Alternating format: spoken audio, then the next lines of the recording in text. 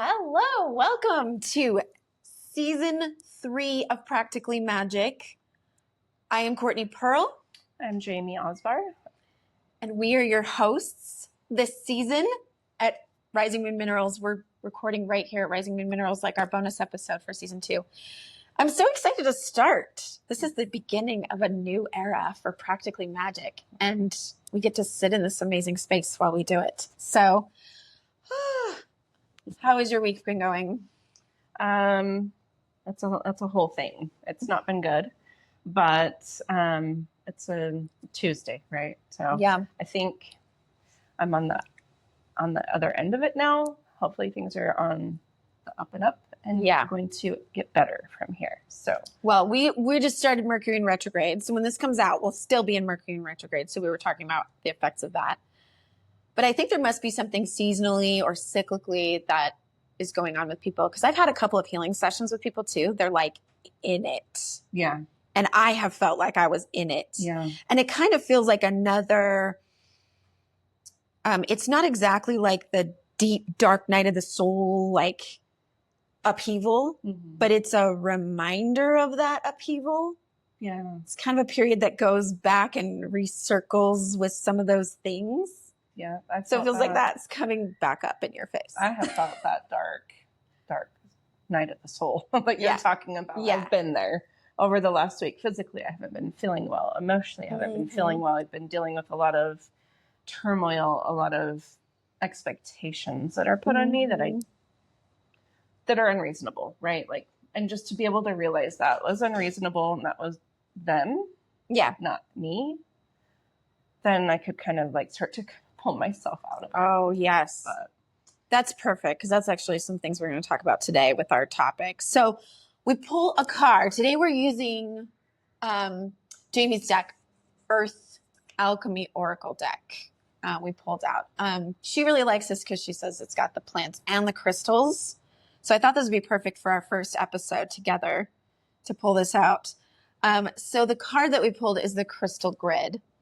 Usually I can show it when we're closer to the camera, so I'll pull forward. For those on YouTube, you can see it. You guys know that I use crystal grids in Reiki healing, and oftentimes I will set up a crystal grid and infuse it with Reiki and put it under the table for clients before we start a session.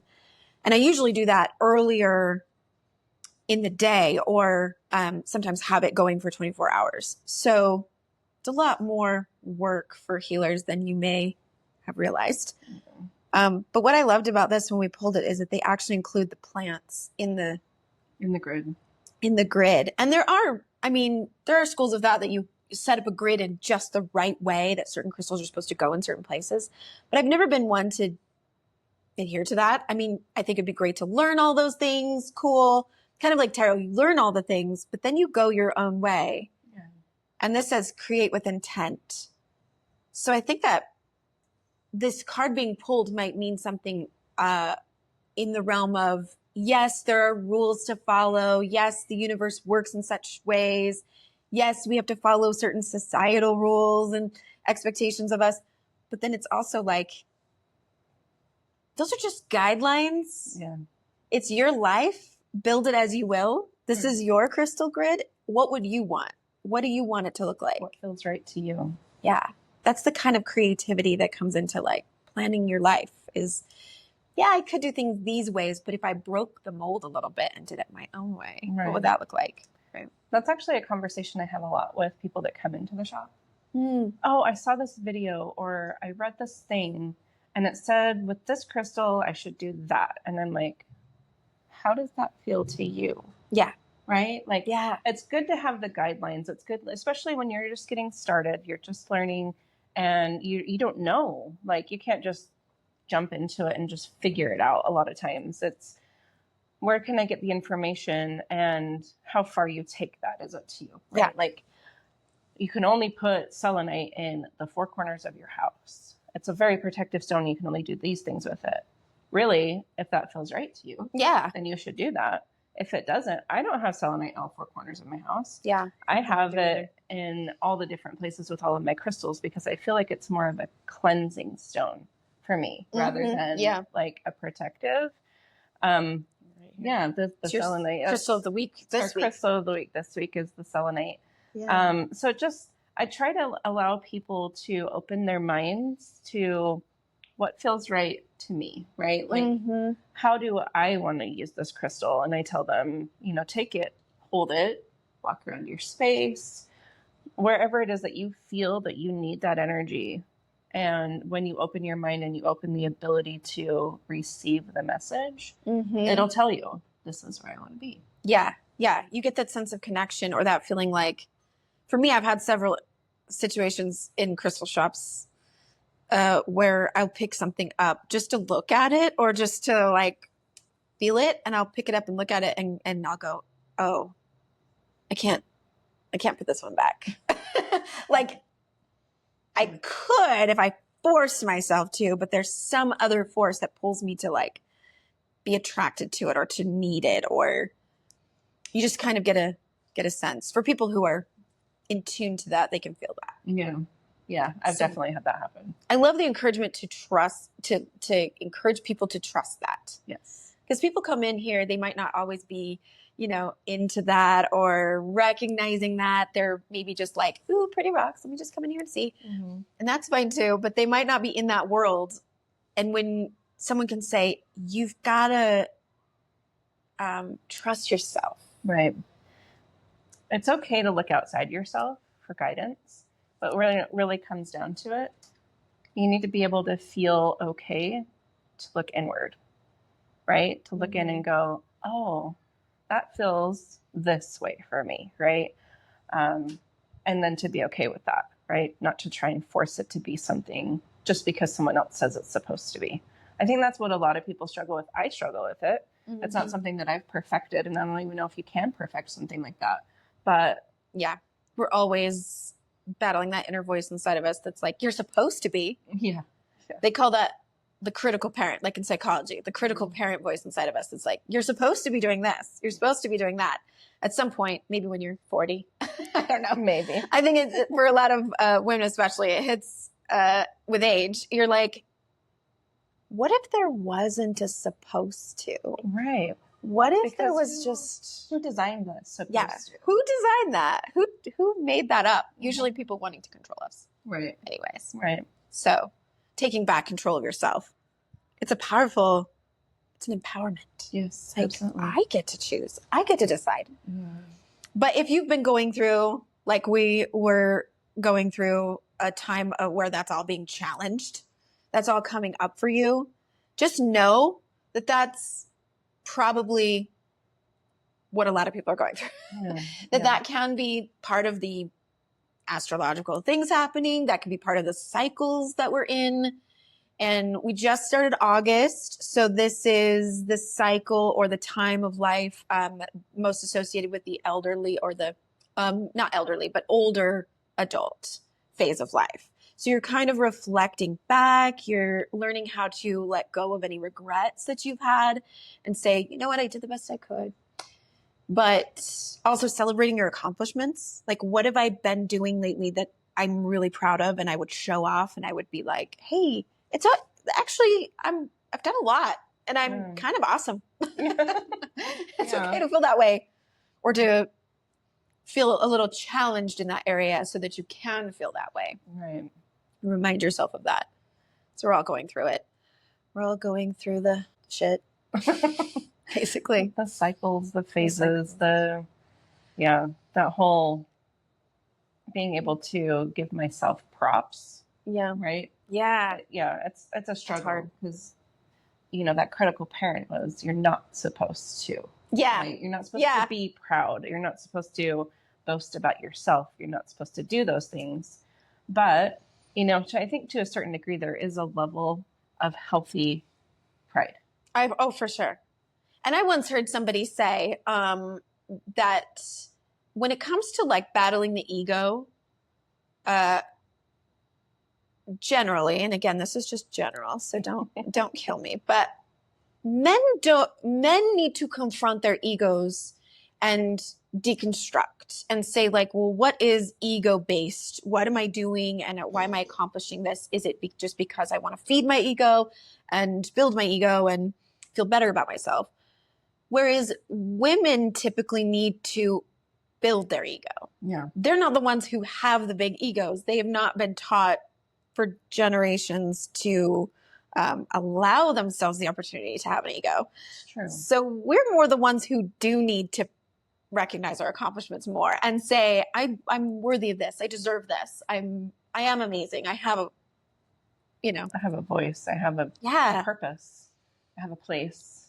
Give yourself permission to be a little, I'm a badass bitch and I can do that, a little bit more of that energy that we're all finding in our own ways. It's interesting that our awakenings come with it. Mm-hmm. People are like becoming awakening or doing the healing work. And then they're like, wait a minute. Wait, I can do this.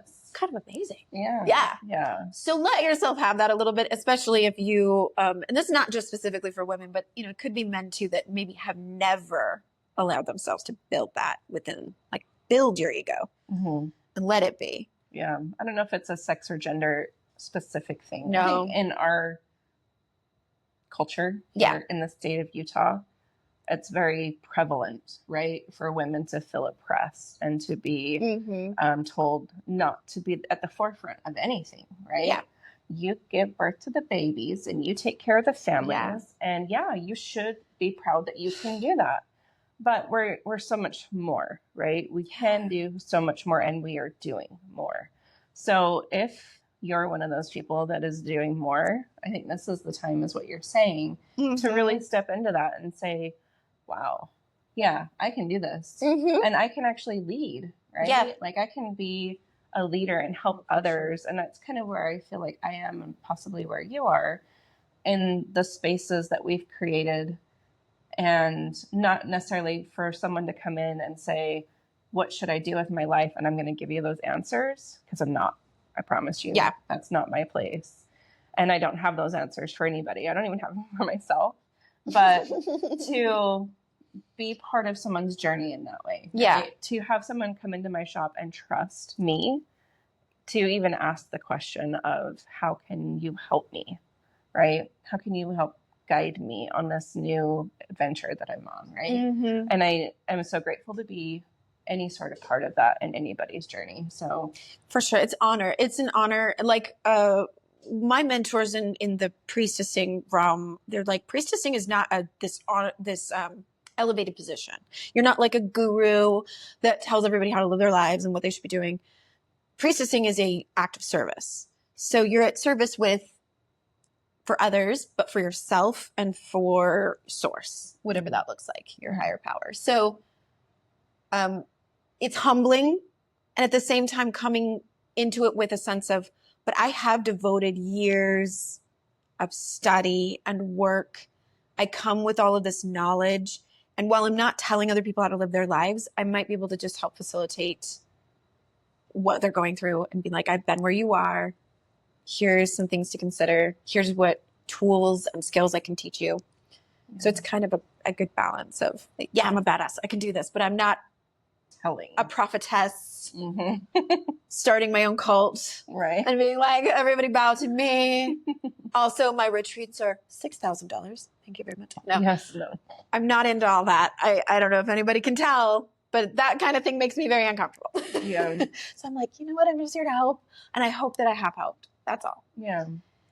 That being said, it's a good segue into our topic, which we are going to correspond with the crystal of the week that will be coming out when this episode is coming out.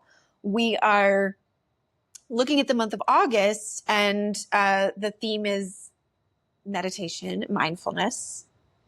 So it's an interesting topic to kind of go over, because a lot of people are very either like really devoted to meditation practices, but that maybe they've learned from cultural or religious or spiritual practices that are very good at it, like Hinduism, Buddhism. They have their mantras, and they're very good at it. Their guides, the way that they do it, the structure within. Yes. Yeah.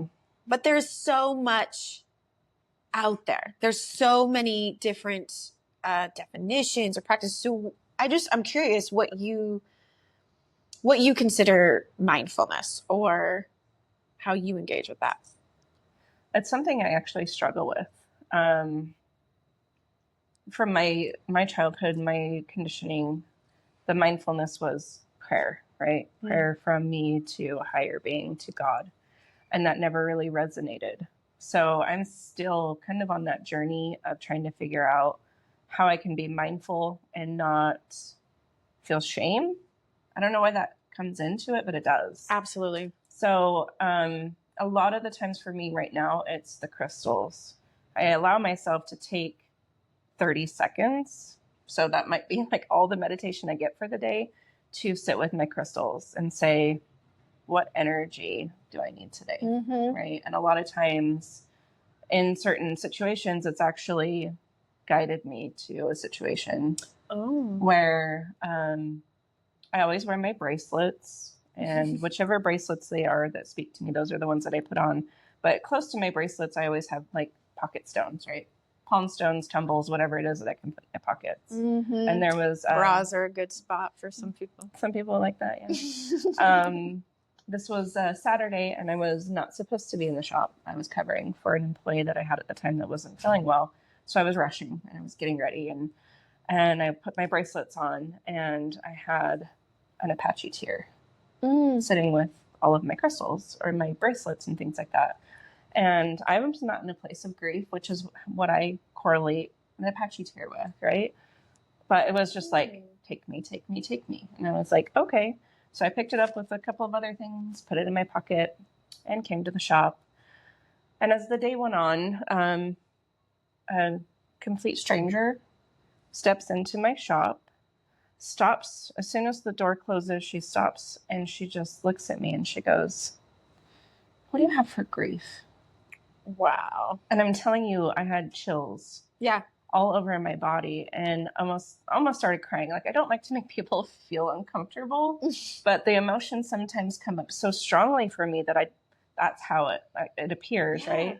At the time, I didn't have any Apache tears in the shop for sale. Wow. So all that I had was my personal piece. And I took it out of my pocket and I handed it to her, and I said, this is an Apache tear. This is meant to help you process and deal with grief. And I handed it to her, and she went about the shop. She picked up a few things, and then she tried to hand it to me to purchase it. I said, no, that's not for sale. It's a gift from me to you. And I want you to use this. Yeah. So whether she knew it or not, I don't know if you told her, but that's like, this was meant for you. The universe is was telling me long before you showed up, early this morning, getting ready, that you were going to come in today and that this was meant for you. Yeah. So the universe guided me, and it guided her to come together to give her that crystal. Come to find out, she actually re-gifted it because her, without giving too much information, her daughter's fiance died by suicide. So she was actually looking to help, not only herself, but everybody affected, like mostly her daughter. Her daughter ended up coming in later that day and buying some things as well for her mother-in-law who lost her son. So it was like this whole kind of circular, right? Like a web of grief, right? And they're all trying to look for ways to process their grief. And a couple of weeks later, a couple that I'd never seen before comes walking into the shop, and they start looking around, and they start talking about this Apache tear. So these were the parents of the son who died by suicide. Oh, wow. And the lady that I had given the Apache tear to had then re-gifted it to them because their grief was so strong. Oh. That led them to come into my shop and look for more, like, support. Yeah. And so I got to see that full circle. It was like this little pass it along. Right. It helps me here. You take it for a little while, the next person gets it. And when you listen to the crystal, it tells you, right? Yeah. It says, like it told me, I meant to go to somebody else today. And then it was meant to go from her to the people who lost their son. And so it came full circle for me. And it wasn't like, oh, wow, look what I did. Oh, yeah, I created this. It was more the appreciation, right, of listening to that and providing what was needed at that time Yeah. for this family, this group of people that were grieving so heavily.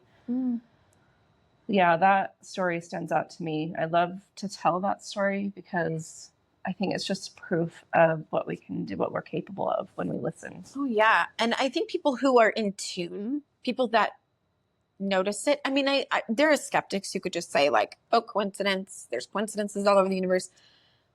But those who are in tune know that these coincidences start to fall into certain patterns that can't possibly be just coincidence. Just coincidence, other than the well, for example, the vibrations that create patterns of sound, right? Like sound vibrations on a speaker can make these little patterns. And it's like, what if that is the universe? What if that is God? What if that is the creation of all things? And that these patterns, though we can say, oh, there's just a coincidence that this person met this person and then, you know, that all came to happen.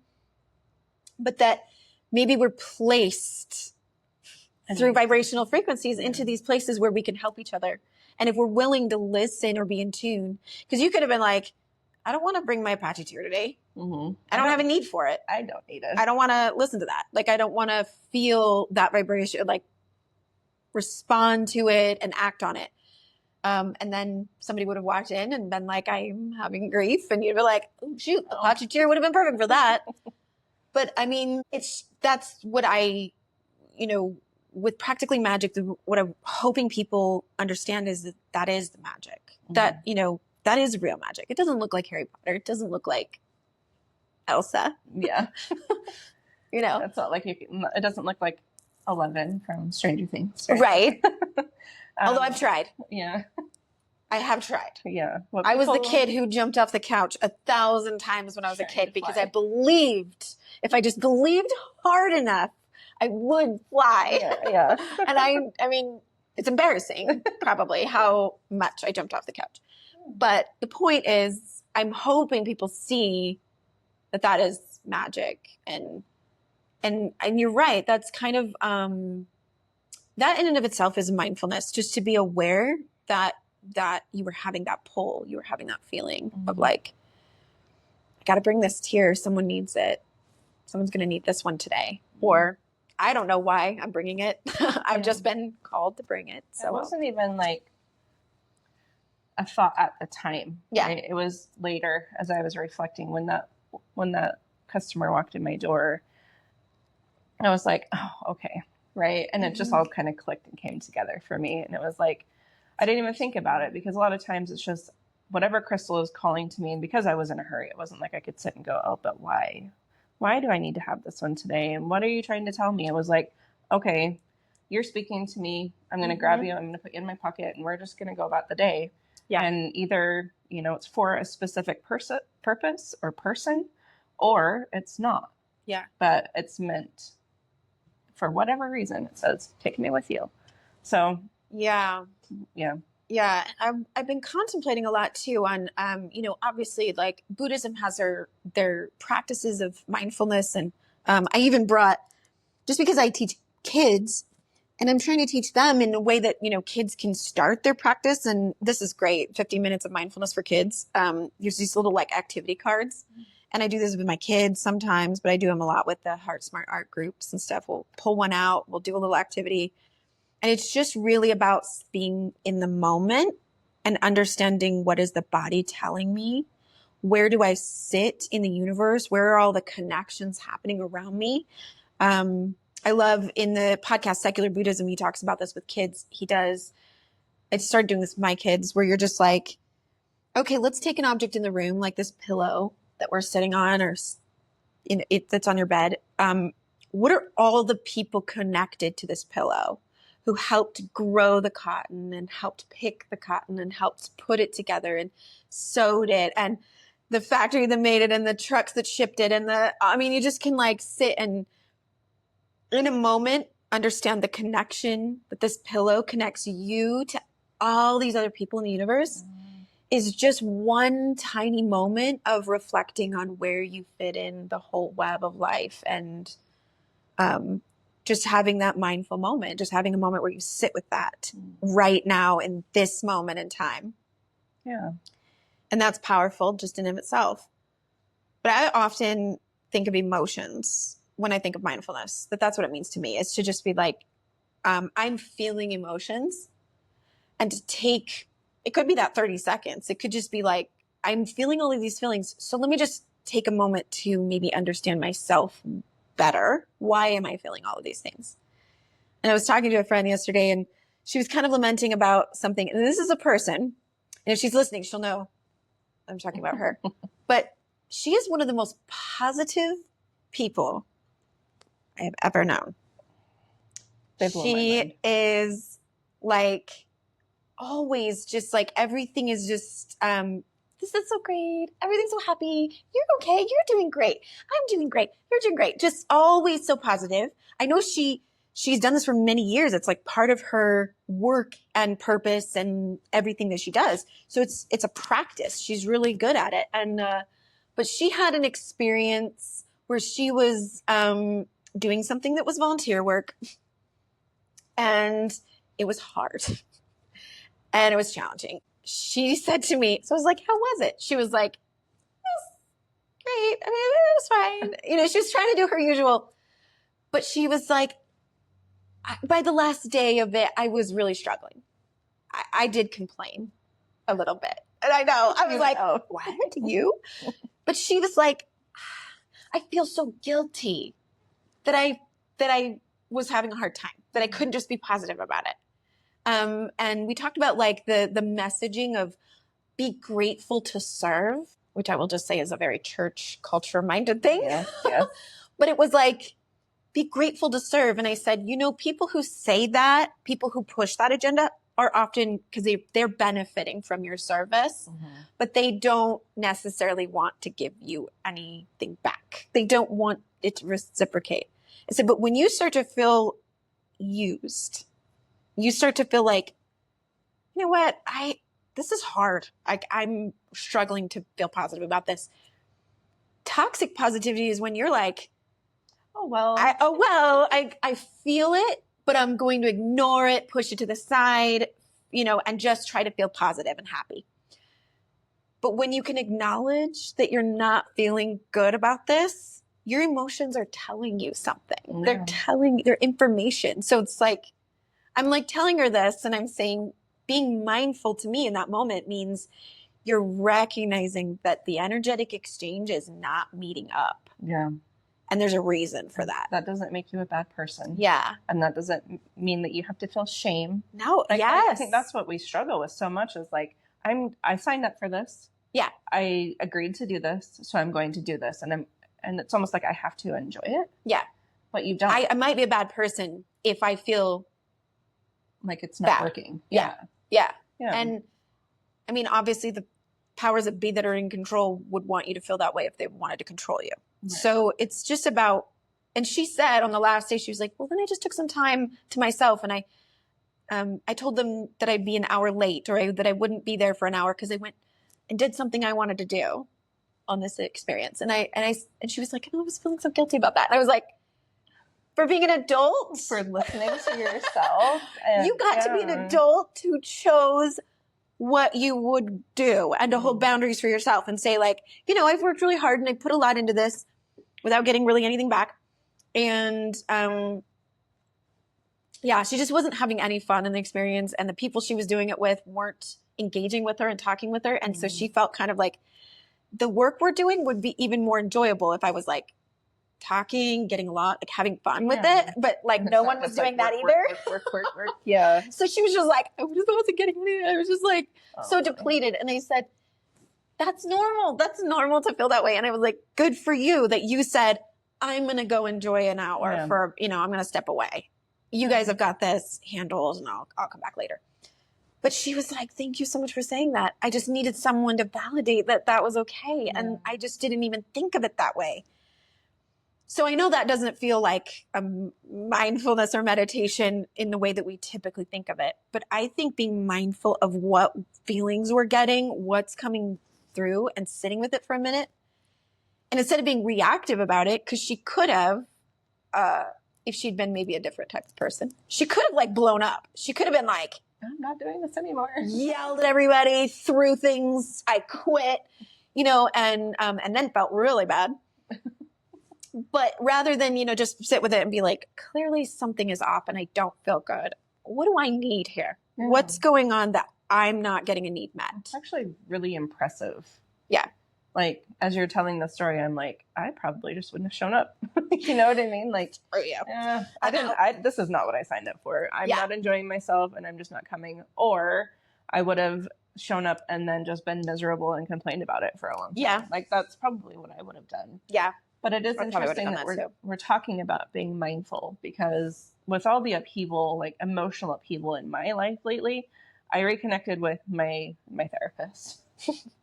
I haven't seen her for a few months, and I reached out and she was like, well, I don't have anything until the end of July. And I was like, okay, well, schedule me for whatever you have and then let me know if you have an opening. And as soon as I sent that message, she came right back and said, I have an opening tomorrow at 1. And I was like, I'll take it.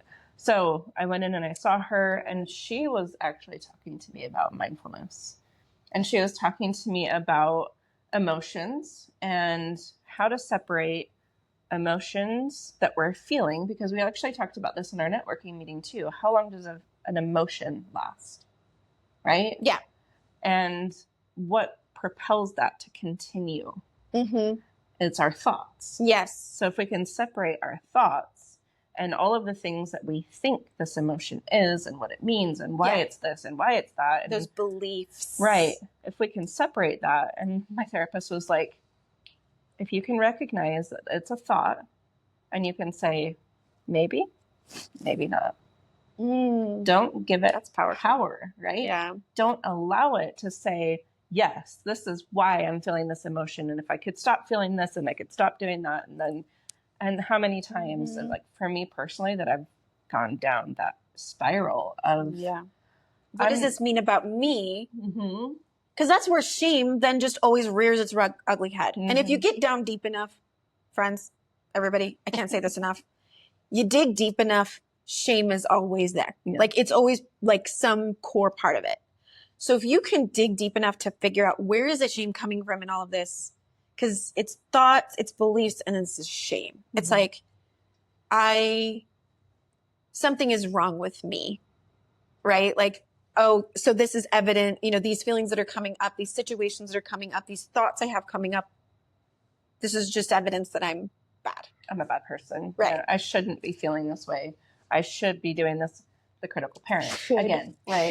Shouldn't, all the stuff. So it's all kind of like interesting to me right now, how that's the topic that we're talking about, and how it's just been so prevalent in my life lately, right? Yeah. And so I saw her on Friday, and then we did a Zoom call yesterday to kind of affirm that things are okay, that I'm okay, that things are, that I'm in a good place. So and then talking to her yesterday, she just kept asking me, what can you do? What can you do for yourself to be mindful of taking care of who you are and being okay? Yeah. And, so it looks different for everybody. It's anything, right? Like the crystals, the healing practices that we do, it's different for everybody. Yeah. So I love that she was able to say, what does that look like for you? What do you need? Yes. Yeah. Because it could be, there's those basic human needs, but it could be like, okay, if I need love and connection, like maybe that's where I'm depleted right now. Now I can go get that for myself in whatever way that looks like. I can just love myself, give myself that self-care, whatever that looks like, or reach out to someone I know loves me a lot and say, I just need some need a little good love. Yeah. Whatever you can offer would be great. But just, recognizing that and seeking it out. So I think we are going to have to deep dive into meditation practices and things like that when we come back next time. Yeah. But I want to go over Crystal of the Week while we're releasing this episode. The Crystal of the Week here at Rising Moon Minerals is going to be Howlite, which we have to show you. I don't know much about it, so I'm going to let Jaime give us the rundown. Give me the card. I mean, Howlite for me is very connected to our crown. So that's where, when you meditate, that's where you want to be, right? You want to be up in your crown. You want to be up with your higher self. White crystals for me represent the crown. There are different crystals that resonate, but what I love about howlite is it's very calming. It's very soothing. It's very supportive of allowing you to sit up in your higher self. If you can see it, it's a white crystal with gray, like kind of deep gray veining. Here on YouTube, you can see. And it strengthens memory and stimulates desire for knowledge. It teaches patience and helps to eliminate rage, pain, and stress. It's a truly calming stone. It facilitates awareness and encourages emotional expression. Howlite balances calcium levels in the body. So it's even like it can have a physical assistance as well. I'm not saying that if you have a calcium deficiency that you should buy a howlite and just hold it and you'll be fine. Balance it for you. What I feel crystals do is support, right? They're there to support any healing journey that we're on, whether that's physical, whether that's emotional, whether it's spiritual. It's a support, right? So the calming, soothing energy that comes from howlite is just a beautiful crystal to have with you while you meditate. So as I was saying, I'm not a big person that like sits and I cross my legs and I and I listen to calming music. More of that is while I'm here in the space. I always play calming music in the space, and I try to stay very present. So it does look different for everybody, the way that you meditate. So it's all about your intention. You take the crystal, you hold it, you place it on an altar, you put it in a spheres. grid. I love spheres too. They're just amazing. Rolling them around in your hand. Oh, so nice. That's the beautiful energy of howlite. They say that it connects with a Gemini and Virgo zodiac signs. It's not specific. It just feels more connected to those two. And the affirmation for howlite is, every cell in my body vibrates with positive energy. Every cell in my body vibrates with positive energy, except the ones that make me really mad at people for taking advantage. And I'm just kidding. It's okay to be mad at those people. Yeah. It's okay to be mad about that. I particularly love spheres. I just love holding them. And so just cool to sit and look at the veins of yellow. Yeah, so the yellow would be iron oxide. Well, that's cool. And I believe that the dark veining is actually hematite. So you're going to be up in your crown, but it's also with the veining, it's going to keep you super grounded as well. So it's kind of like pulling you through all of your chakras. So it's a very beautiful energy. So when you were saying calcium, it reminded me of the White Spring in Glastonbury, and they have the White Spring, which is full of calcium. It's called the White Spring because it's calcium deposits. And then it's neighbor to the Red Spring, the balance of the red and the white. This is why it's so sacred and wonderful place to go. So if you ever have the chance, you should see it. But it has the iron deposits in the Red Spring. And I'm not a nurse, but one of the ladies that we were on pilgrimage with, she was talking about the balance of like iron and calcium, that they cancel each other out.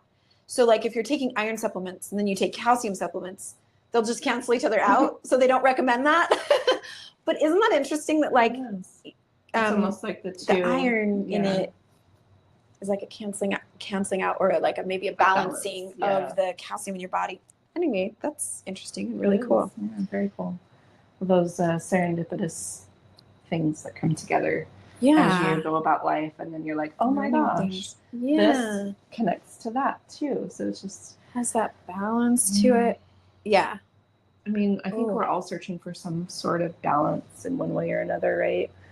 Emotional balance, a balance between our masculine and feminine, balance between dark and light, all of those things. So the Red and the White Springs, people associate with the masculine and the feminine energy, and it's all part of that. So the more you can find something that helps resonate with you in that. So if that feels like, oh, I need something that maybe just taps into that for me, this would be a good one for that, I think. And I do have, now that I see it, I have a necklace. I have two necklaces. One is the moon and it has a dark stone, and then the other one is a sun and it has a light stone, like a little you call this shape little point.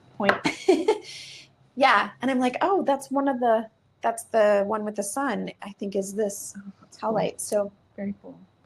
So yeah, come if and you check it out. are at all interested in even just reading about it, you can go to my website, risingmoonminerals.com. Also my Instagram at rising_moon_minerals on Instagram. I'm also on TikTok. If you search Rising Moon Minerals, you should find me. I'm not super active on TikTok. I'm kind of the older generation, so it's not where I spend my time. But I'm getting better. I'm getting better on TikTok. Yeah. But yeah, I highly recommend checking it out because then you just kind of get a little taste of everything and what it's all about. So if you're just interested in crystals and you're like, I just want to kind of learn more, I think that'd be a great place to just, you don't have to try that hard. It's going to come to you. It's going to be on your feed. Yeah. And when you read it and it resonates, I think that's where it just starts to connect, right? And then you like to feel it. And that's what I love about having the space. That I'm not just online. I'm not just doing live sales. I'm not just having a website. I also have a space where people can come in and they can spend time and they can hold them and they can say, oh, wow, I feel this. And I've heard people say, pick up a crystal. Oh, wow, I feel that here in my body. I feel an energy here. And I love just watching people get that connection. So, yeah. Well, you can find me on TikTok, Prism Healing. And I have just recently started doing every Monday evening live card readings. So if you want to hop on there on a Monday evening and ask a question or just see what the general reading is for you, I'm going to be doing that every Monday from now on till further notice, I guess. It's a new thing that I've started, but it's a blast. We have such a good time. And I'm on Instagram, Prism_healing. And you can check out my website for all of my offerings, services, energy healing, card readings, and book things there at prism-healing.com, which is a sponsor of the podcast, Practically Magick. So check out all of our episodes from season 1 and season 2 for a lot of information on magic. And I'm going to thank our sponsors real quick here. We have Sunshine Community, offering women, empowering women in our community, and Ride the Wave Media, who produces this podcast and puts out excellent content for everybody, something for everybody. So thank you to Just Blaine for producing and managing our content and our beautiful faces, making us look good. So we'll see you next time, Witches and Wizards. Go make magic.